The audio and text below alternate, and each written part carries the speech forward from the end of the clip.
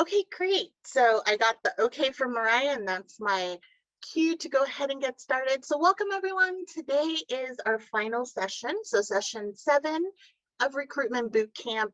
I know it's titled Recruitment Boot Camp, but today we're actually going to focus in on retention, do a wrap up. And again, very much as we have said in a lot of the other sessions, recruitment and retention, they don't exist in a silo. They work together. In the last session, we ended with onboarding. Really, it's that bridge into retention. And I know in the first session, a lot of people had asked for information around retention. So there's a lot that we have to cover. So let's go ahead and get started. So all of you should be very familiar with this slide, the housekeeping slide. But again, the session's being recorded. It is going to be posted on the discussion board along with the PowerPoint. All of you have been an amazing cohort, just being so present, and really involved, using the chat box, unmuting yourself. But again, please feel free to do that throughout the session today. Just so you know, we're not going to do breakout groups today because I really wanted to get into as much information as we could around retention.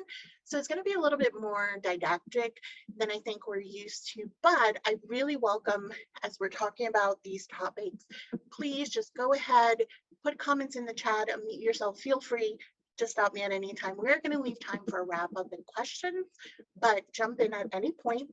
If you are having difficulty, go ahead and message Mariah. She's here to help you. And then there's going to be 2 evaluations. There's going to be an evaluation for this session. And then we will also send you an evaluation similar to what you did at the beginning of the session for the whole learning collaborative to see how your knowledge changed throughout.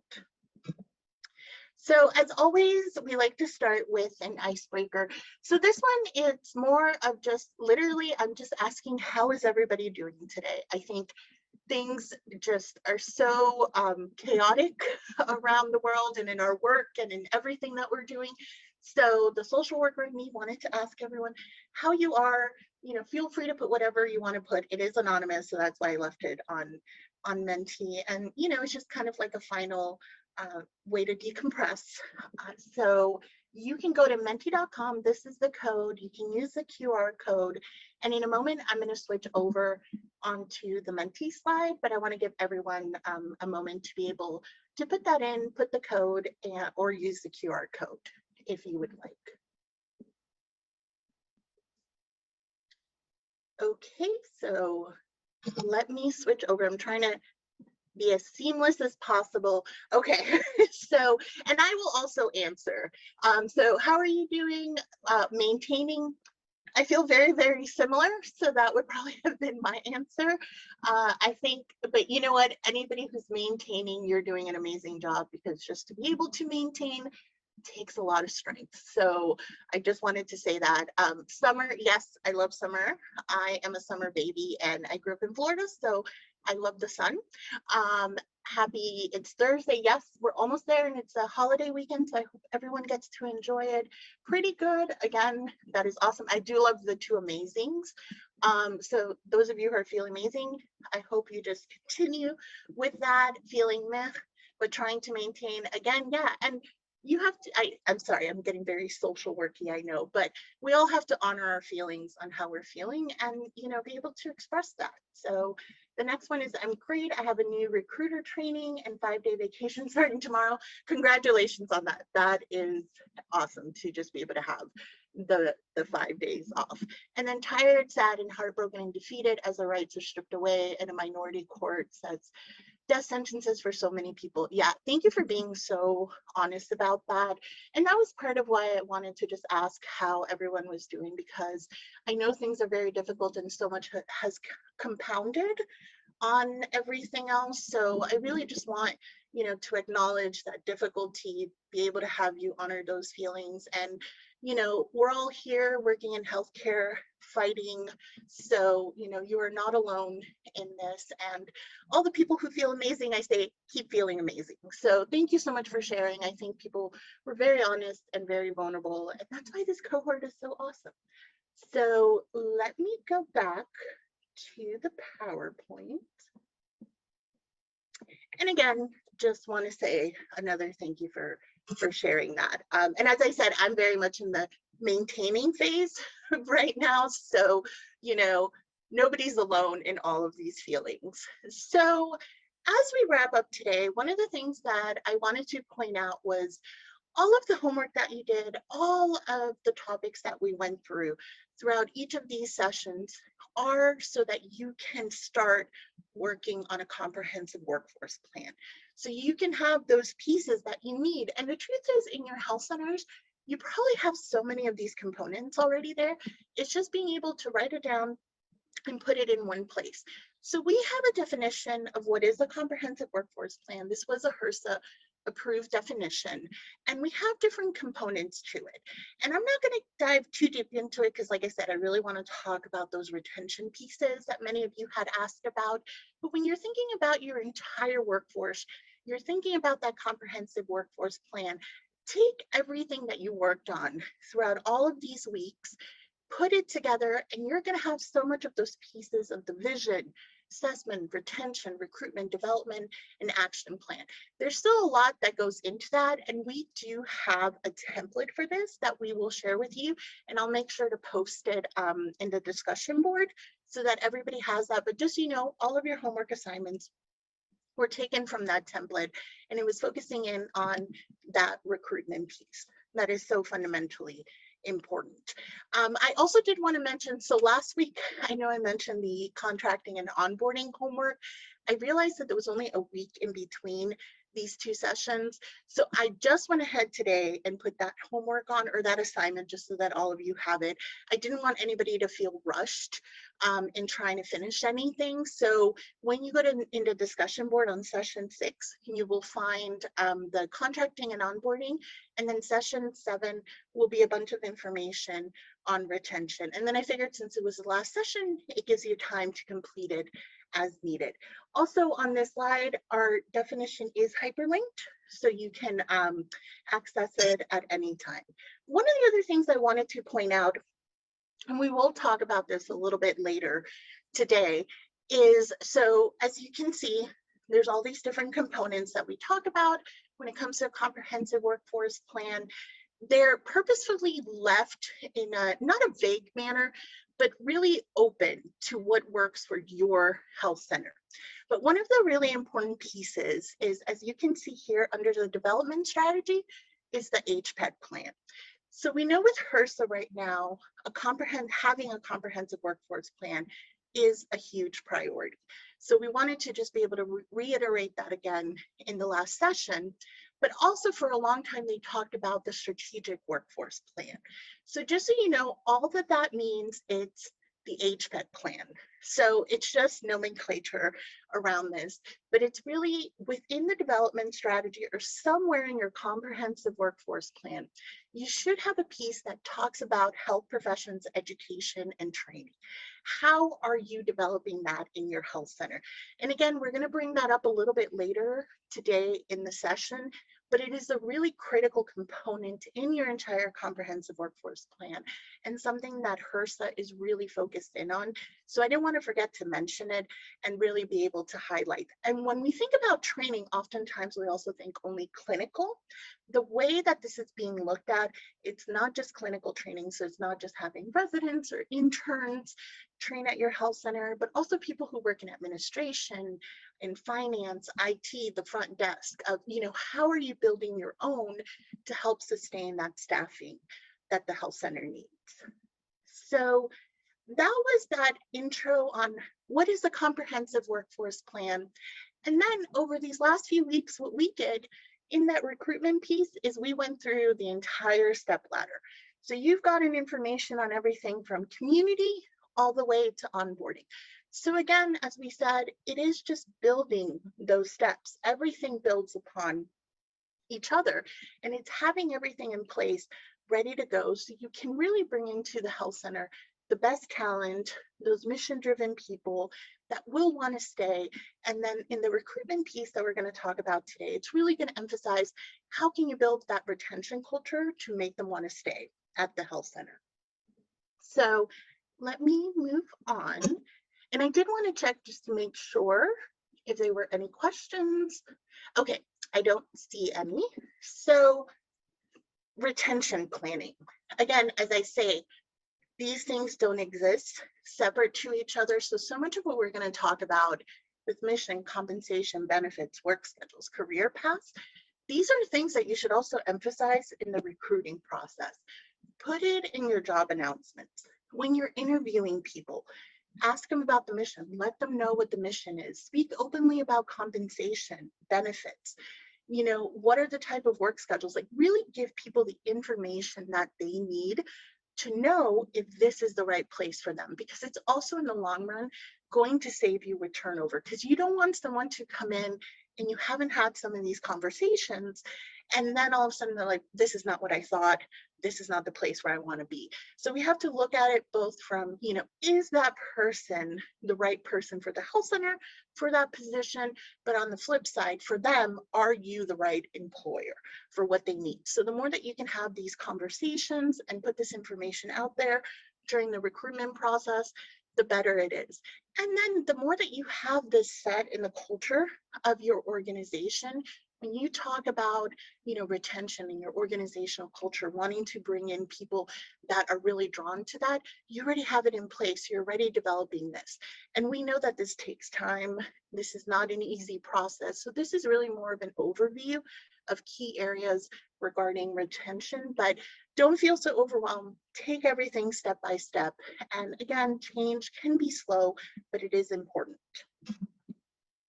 So a culture of retention, that's going to really underscore all of these other slides that I'm going to go through, really needs to be engaged and involving all the people in the health center, because again, you're building an organizational culture that people want to work there and people want to stay there. So it really should involve everyone, not only people at the highest level of the organization or solely the board. It really should filter through to everyone. And a big part of this is just building trust, building two-way communication with your employees, doing things like staff satisfaction surveys, you know, doing stay interviews, of asking them, why are you here? What makes you want to stay? What would make you want to leave? So the more that you can have that communication with your staff on what they need and what they want is so fundamentally important. So it goes into that engaged culture. Also consistent. So in health centers, the mission of health centers, the history of health centers, we really need to be consistent in that, you know, what health centers were built upon, that really the social justice mindset around it. And anything that is done, that leadership does, you need to be, again, consistent around the health center, consistent across staff. So if you're doing bonuses, are the bonuses solely going to providers, or are you ensuring that all staff is able to get bonuses? And if that's not the case, how are you communicating that to staff? So, and I think we're creatures of habit. So we like to go to a place where we know we're not going to be suddenly surprised. Now, of course, in healthcare, that's a huge part of the work that we do. But the more that the leadership can keep things consistent, really the better people will feel, and that trust and that organizational culture will really strengthen. Positive, and I've said this before, and I remember people kind of laughed because it just sounded kind of blunt, but nobody likes to work in a place that sucks. So you want to try as best as possible to have a positive culture. Now, that doesn't mean this idea of the toxic positivity where, you know, everything is fine, everything is good, let's all smile, we'll be okay. No, and a big part of, as you can see, asking today, how are you doing? Everyone's in a very different place. But if you have a culture that is empathetic to what people are feeling, understanding that we're all human, and when we walk through the door, that part of us doesn't suddenly leave, is really, really important. And finally, the transparency piece. People really want transparency. They want to understand as best as transparent as you can be, because I know you can't be transparent with everything, but why are decisions being made? What, you know, compensation, we're going to talk about the transparency around that, those type of things. So these are really 4 key areas when you're building that culture of retention. So sorry, I'm going to go back here for a moment. So we're going to start with mission, and then we're going to talk about all of the other pieces. So when we're looking at mission, and why is mission so important to a culture of retention? So oftentimes we think, well, mission is something, our nonprofits have to have, our health centers have to have, and, it's a few sentences, it's on our website, it is what it is. You really need to go back, review your mission every once in a while, see if it still fits the values of what your health center is putting out there, see if it still fits the values of leadership. And one thing that is incredibly important is that the leadership reflects those day-to-day actions line up with the values of your workforce. So if you have a disconnect, so you have this wonderful mission, you're doing such great work in the community with the patients you serve, but then the treatment of the workforce itself is not up to par. So things like compensation equity are not there, or values around diversity, equity, and inclusion are not there. When you're looking at the workforce, there is a huge disconnect between the mission and what leadership is doing and how the workforce feels. And again, the people who you are bringing in to work for you are mission-driven providers, are mission-driven people. So it's very important to think about that and how all of those things really need to align, because that is also one of the quickest ways where people are just like, well, I came here because it's the work I wanted to do, but I'm not being treated in a fair way. So why stay? And again, leadership really needs to have that buy-in for that and embody those values that are written into the mission. Also, just kind of like a side note, I know some people like to have very long missions. Missions should really be fairly short, because it's just kind of a straightforward, this is who we are. These are our goals. This is what we're working on, and make it accessible, like easy to find on the website. Make sure that your staff knows what the mission is, so really live those values. And overall, as it says here, it's important for it to be relevant, and that's why you want to revisit it. So relevant and current. It really should serve as a way to inspire employees and what the work that they're doing. It helps guide decisions. So again, it serves as the foundational value of what your health center is doing. So it's incredibly important. And then also allows for growth. Again, things change in the world. So make sure your mission changes along with that. And then when you're doing the recruitment piece, I'm going to try to link most of the retention into the recruitment piece as well. Put the mission in your job announcements. That's another reason why I say make sure it's easy to find on the website, make sure people know about it. And if you are changing your mission, if you could get different staff involved in that, that's another great way to really build, again, that transparency, that engagement, those type of things. And then finally, and this is very much what I said, it's just your mission and values need to reflect the work you do externally with the patients, the community, to how you treat your staff internally. That again, that disconnect will really not serve in a good manner. So that was mission. We're now going to move into compensation, but I do want to check if anybody, again, if you have any questions, put it in the chat, unmute yourself, feel free to stop me at any point. If there are not any questions, I'll go ahead and continue. And I know compensation was one of the big asks that we got to talk about. So what is compensation? Why is it important?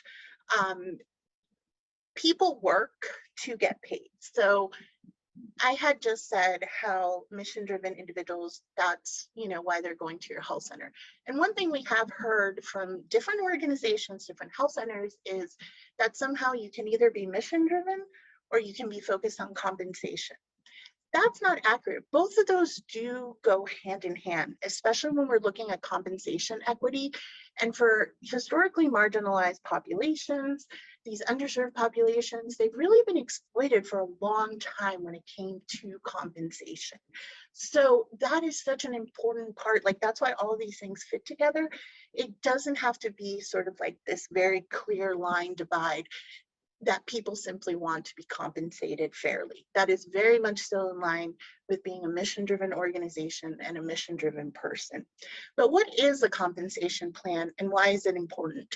And again, this is a piece that you should be putting in your comprehensive workforce plan. So it aligns with all of these different things, with your strategic plan, budgeting, business goals, how are you competitive, how are you operating. But one of the key things that compensation does, and fair compensation, equitable compensation, is that it allows you to support the retention of your top talent, especially right now. Understanding there's so much competition and health centers can only keep up so much. So we don't want to say, that there's this expectation that you're going to be paying at the same level as the major hospital network that exists in your area, but you still need to look at what is the general compensation in our area, what do people need to live and to be okay, and how can we make those changes for them. And then when you have a lot of strength as health centers is the organization that you built and the benefits that you may provide, which we will talk about in a moment. But the compensation really needs these four pieces to all fit together. And this is what makes it so complicated in many ways, because it needs to be equitable, but also as a health center has to be effective and sustainable while staying competitive. So I know saying all that, it's like, okay, well, how do we make that work?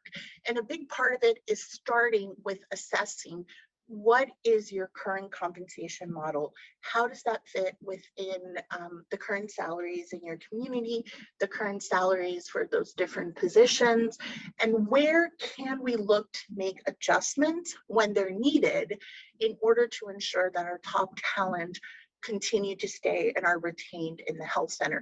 And then also when you're recruiting people, that it is something that people want to go and work there. So this is not your, the only thing you have, but it is a very important part of it. And one of the things, and I know usually in this slide, we tend to get a lot of comments when we talk about salary history. So as I said, very important to conduct those regular pay audits. Like things are just shifting so rapidly.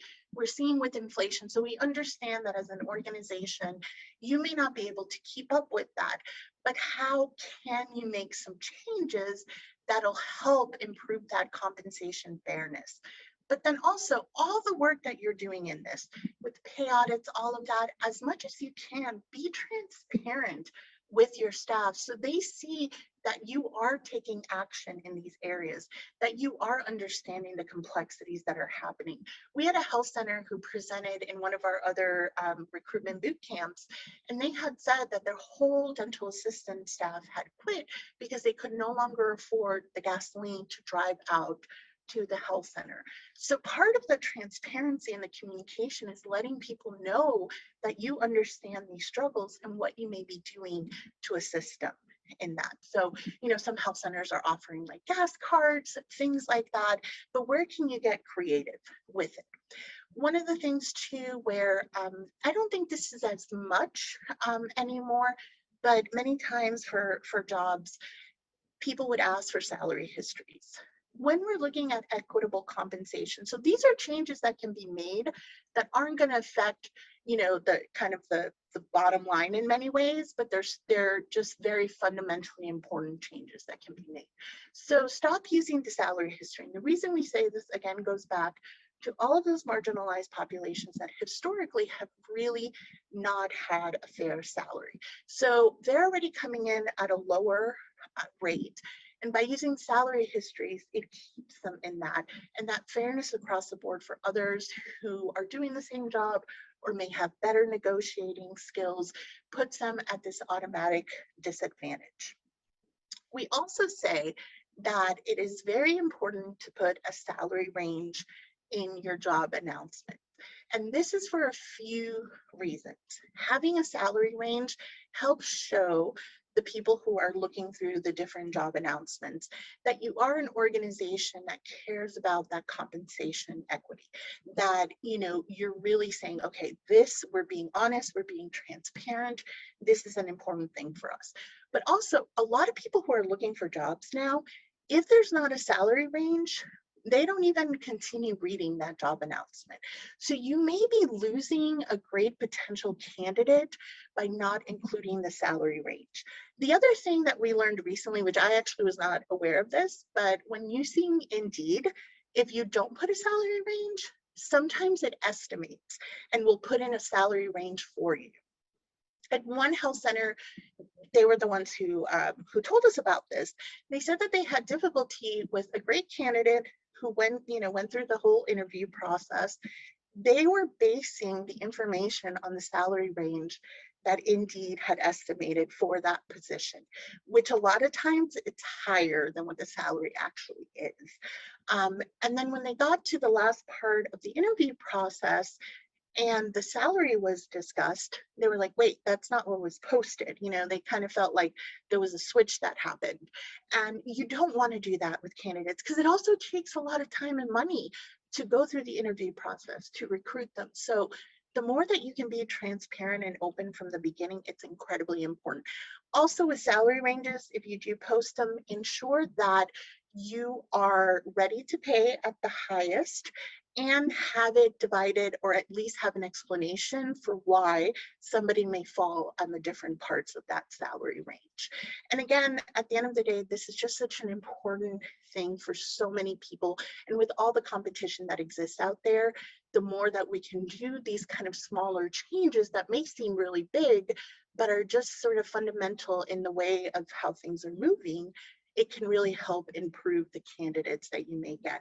And at the same time, for those who are in the health center, it's really important that if you're bringing in people at higher salaries, because that's a recruitment way, to get them through the door, that you're not leaving the people who are at the health center behind and not raising their salaries to, again, be fair and equitable with the new individuals who are coming in, who would be in the same position or doing the same type of role.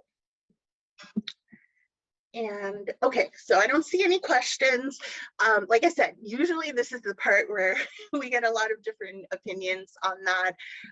So I always want to leave it open, because I think also the different opinions, or the different tactics that each one of you in your health centers may use, needs to be what's appropriate for you. So, we're really presenting this from the tips and tools of what you can utilize and what can improve the retention and recruitment, but you do also need to do what is best for your health center.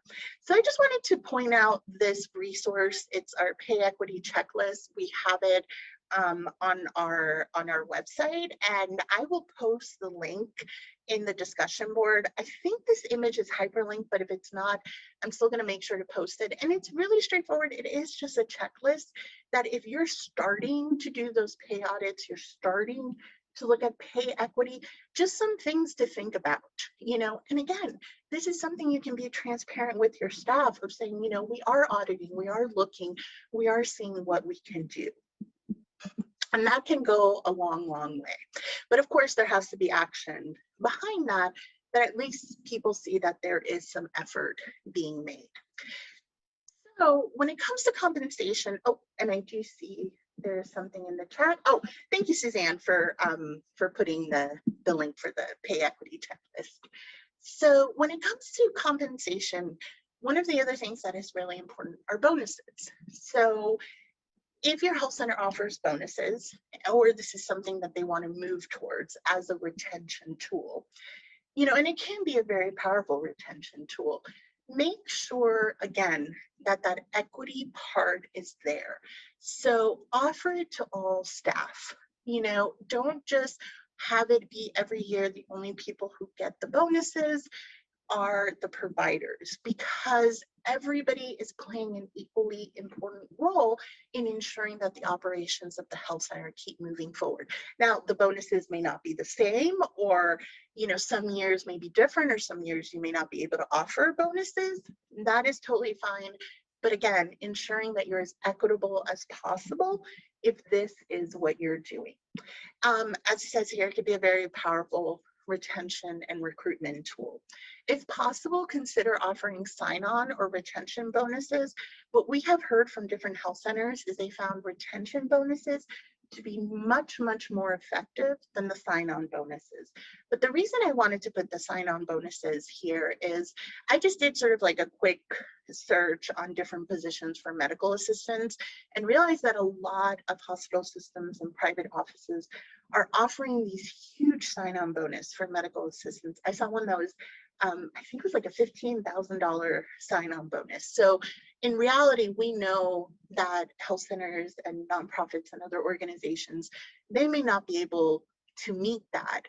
But if you're at least willing to offer something and then sort of have that culture, that place where people want to work, it can work really powerfully together. So just don't feel like you have to go to that extent, because I know that may just not be a feasible thing, but I did want to mention it. So again, this is also part of, just see what's out there, what other places are offering, do that assessment to see where changes you may want to make in your health center that are appropriate and sustainable. So, consider paying the taxes on those bonuses if that's something that you are providing. Now, the bonuses should not replace the pay raises or the promotions. So, if it's something you're not able to do, the pay raises, promotions really can have probably a little bit more of a boost in retention than the bonuses. But what I say, this is where you want to talk to your staff. This is where you want to do stay interviews. Ask them, are bonuses more important to you, or is it, a pay raise every once in a while? What would you like to see? So, you can get a better sense of what the staff in the health center actually want. What would, help retain them, rather than assuming they prefer this over something else. Develop those policies and guidelines for how the bonuses are calculated. So again, put all this in your comprehensive workforce plan. And, it shows that appreciation for staff. I don't think anybody doesn't like bonuses. So it can be, again, a really great tool to utilize. Oh, and then it is not going to the next slide. Give me 1 second. There we go. So compensation, looking at salaries, it's also really important to supplement that with the benefits that you're using. And as health centers, this really may be the place where you have the most strength, where again, you may not be able to meet certain, compensation metrics, but you can really fill that in with the benefits that you're offering. So very simple, think about equity, be inclusive, be flexible, and be creative. Again, go back, talk to your staff, see what they need, see what they want. Also, a lot of staff may not even be aware of all the benefits that you're offering at your health center. So how often are you communicating with staff about what their benefits are? Because some stuff may be there and they may be great things that they can use, and they're simply not using it simply because they don't know about it. In that same frame of mind, when you're doing job announcements, list out some of these creative and flexible benefits.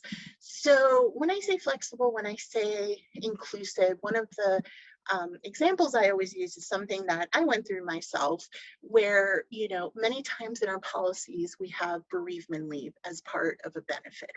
And in many organizations, that says, it's a spouse, the children, or the, mother, father, basically the immediate family. When you kind of put that in such a strict box, you are leaving out a lot of people. So for example, with me, I'm Latina and Hispanic.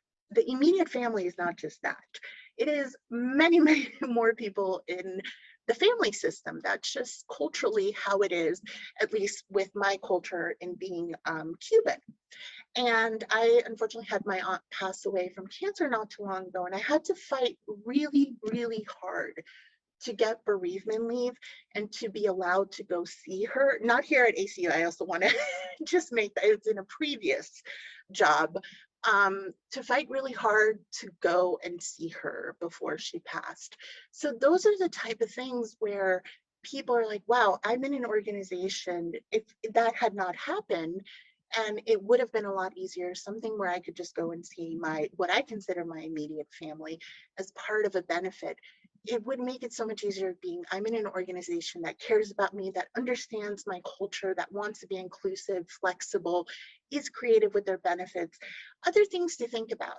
How is transgender care, in your health plans, especially if you're a health center that focuses on working with transgender individuals? Are you offering parental leave that, for the mother, for the father, for, anybody who may be the parent for the child? Is that paid? Is that an option that is there? So all of these different things when it comes to benefits, you'll have the policies and procedures in place, but don't be so rigid that people can't also come to you and you offer some flexibility around that. And again, go back, talk to your staff, because you may be surprised on what you get. And, we also talk about with some of the younger generations who may be coming into the workforce, things like retirement don't really seem to be that big of a deal in that moment. So the more that you can dialogue with them and helping them understand why these benefits are so important, the better their understand of this as the full part of their compensation, so that it's not just solely looked at, this is my salary, and then I have this extra stuff. So that is a big part with benefits. And I think something that as health centers, as mission-driven organizations, you can really, really utilize in a strong way to really build up your recruitment and your retention. And then, so we're about to move into those 5 spaces into work schedules. But before I do that, again, I just like to check because I can't see the chat on my end. So I try to go and see if there's any, okay. So no questions. Does anybody have any questions? So I'll give everyone a moment to see if they want to unmute themselves and ask any questions. Okay, I don't think so.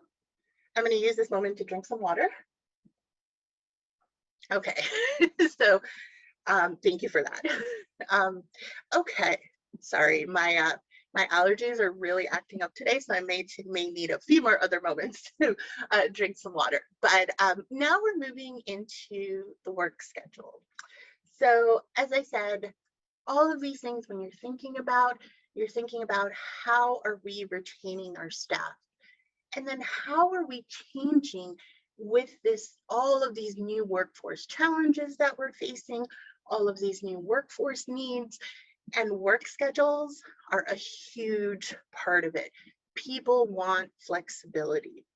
And it's really, really hard to have, had so much remote work, telehealth, all those things during the pandemic, and then tell people, oh, but we can't do that anymore, it doesn't work. And people are going to say, but it did. It worked for like 2 years, it's still working.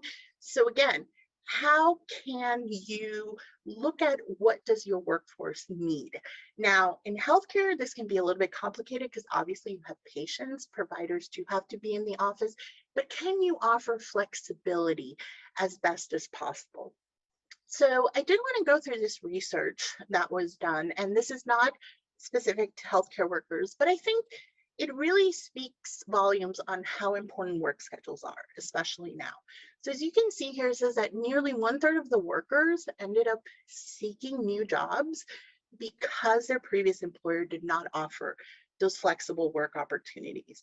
And one of the things that I will point out is flexible work opportunities do not just mean working from home. It means maybe a 4-day-a-week work schedule, or a hybrid work schedule where someone is able to do 1 day from home, the rest of the days in the office, or that providers have their schedules staggered so that they have a longer weekend.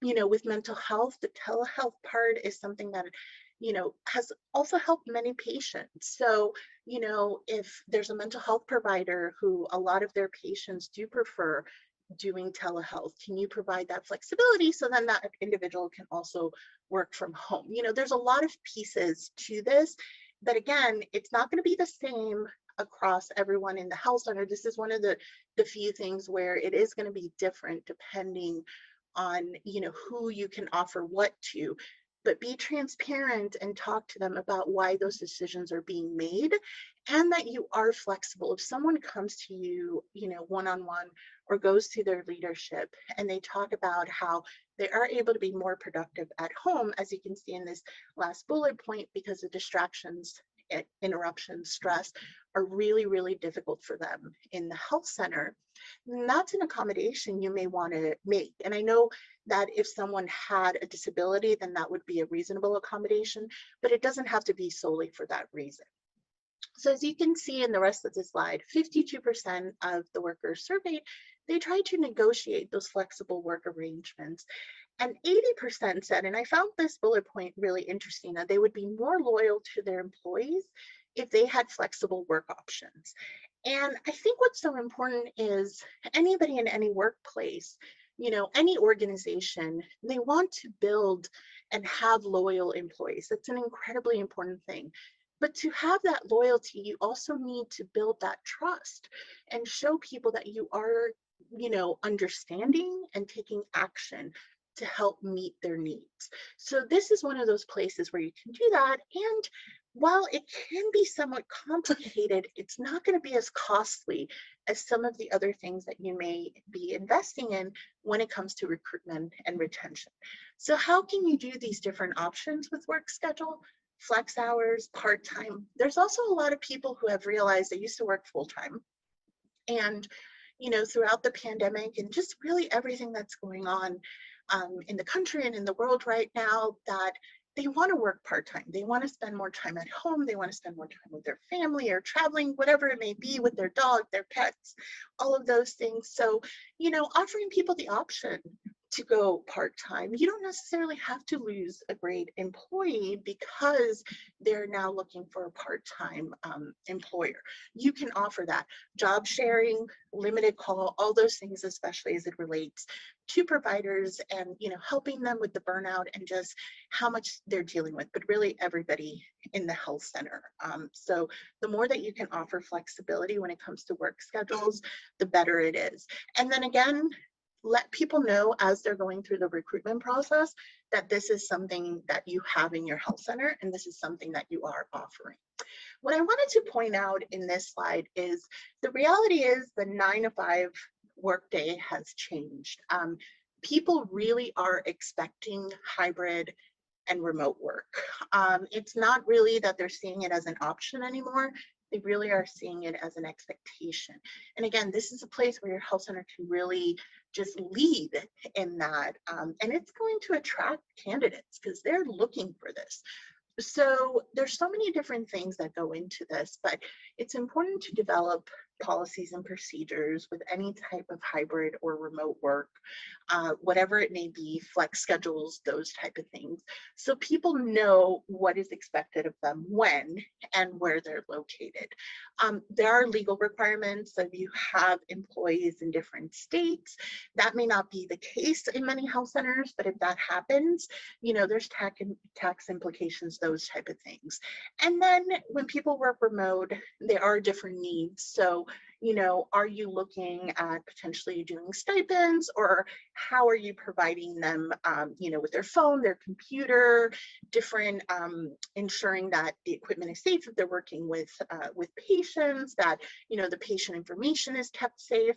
So it does take some time, some thinking. And again, when you have those policies and procedures, when you work on them, put them in your comprehensive workforce plan. Again, it should really be that one place where you can go find all of this information.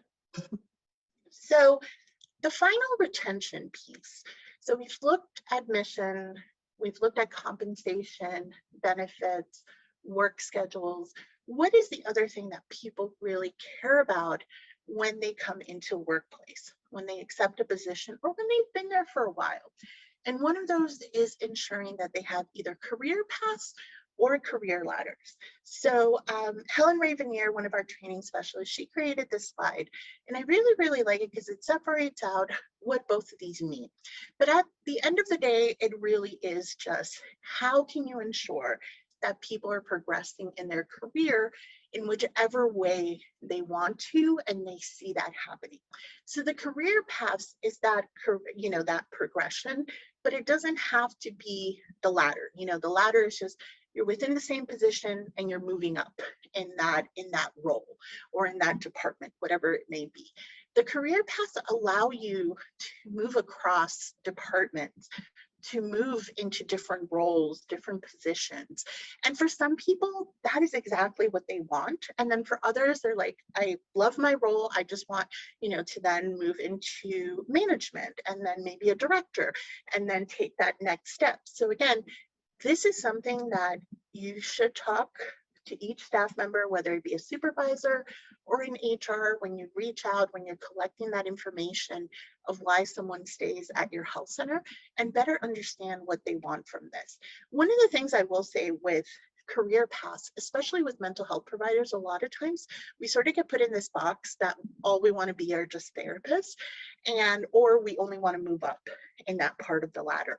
But for so many, you want to move into more administrative roles or more finance roles, those type of things. So again, be creative and not assume that just because someone is in one role, that is all that they would like to do.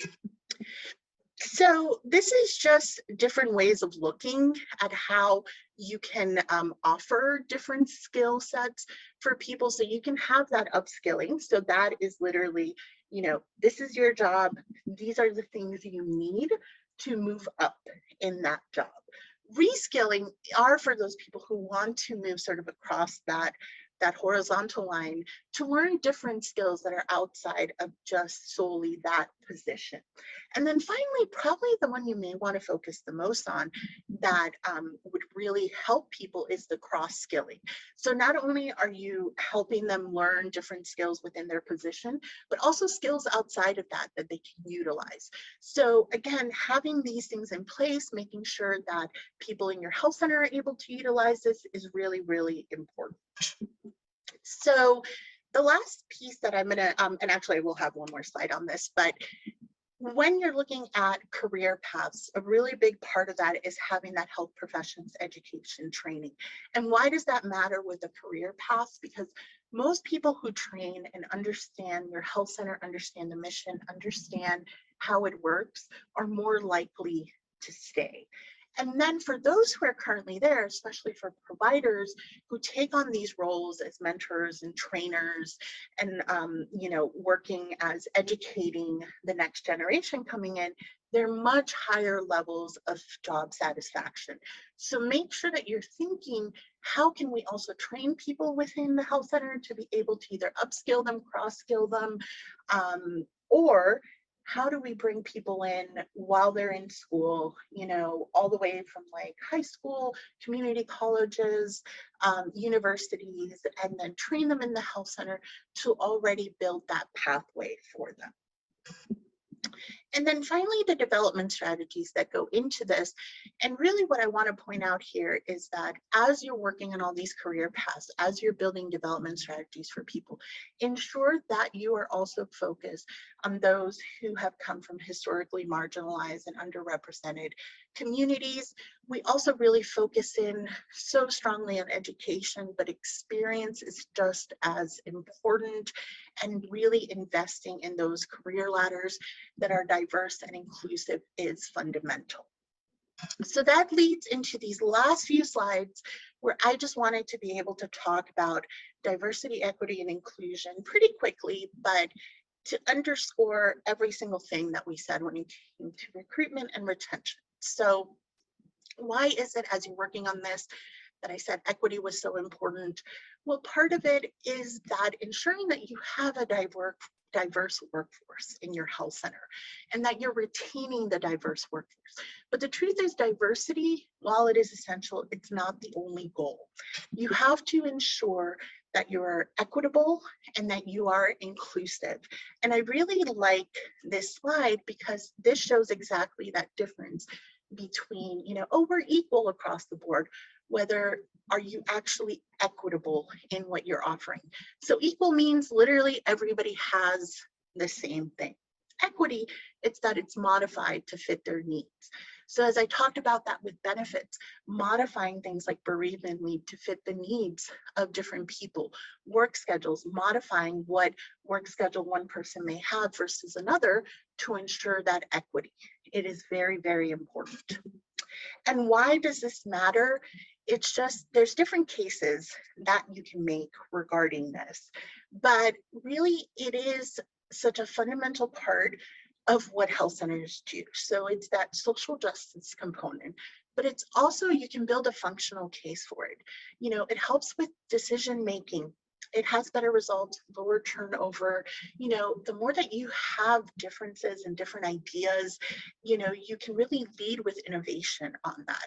And then there's also the engagement case. The more that you have diversity, that you're inclusive, that you're equitable, you have more team collaboration, more commitment, again, that innovation, it fits in with your company values. So again, what is your mission?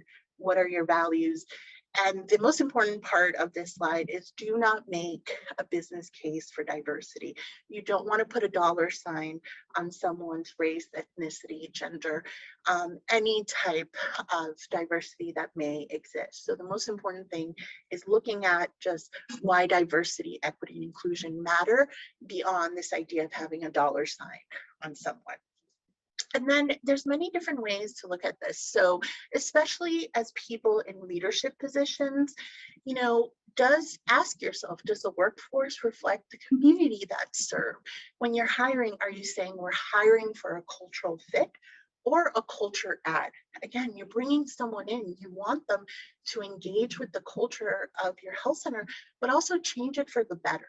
You know, how do the members of your community, when they go to get services, feel once they leave regarding the workplace culture and the people who are there serving them? You know, and are your leaders really those role models that reflect the diversity? When, you know, you may look at health centers and you may say, no, we're really diverse. But are you really diverse across all roles so that leadership is just as diverse as any other position in the health center? So I know these are much bigger questions to ask, but the reason I bring it up is just things to think about when you're building this culture of retention. And the final slide is, again, everything we talked about also brings in this piece of focusing on wellness. There's so many different ways to focus on wellness for your staff.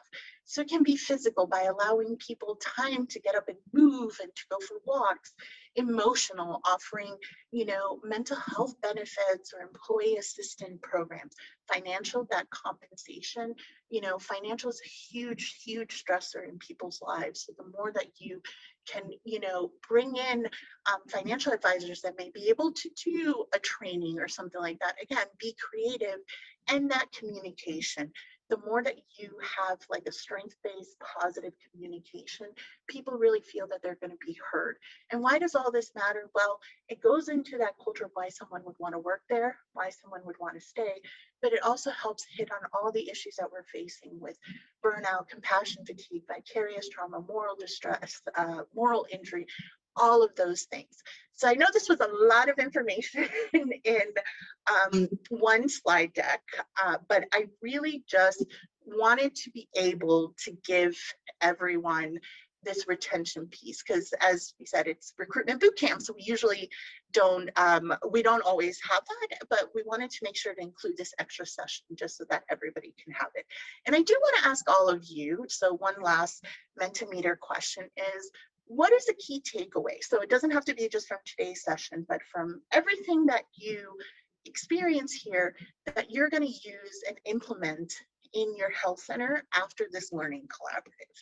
And we want you to think about that, because in 3 to 6 months, we are going to follow up with each of you to see how the implementation process is going. So let me go here, and the code should still be working, just www.menti.com, and then the code 47571214. And we just want to know, what is that key takeaway? And it may not be one thing, but also think about what can you do? Like, what is that low hanging fruit that you can utilize and implement early on? Because some of this stuff does take time, and it does take it can be a very big change.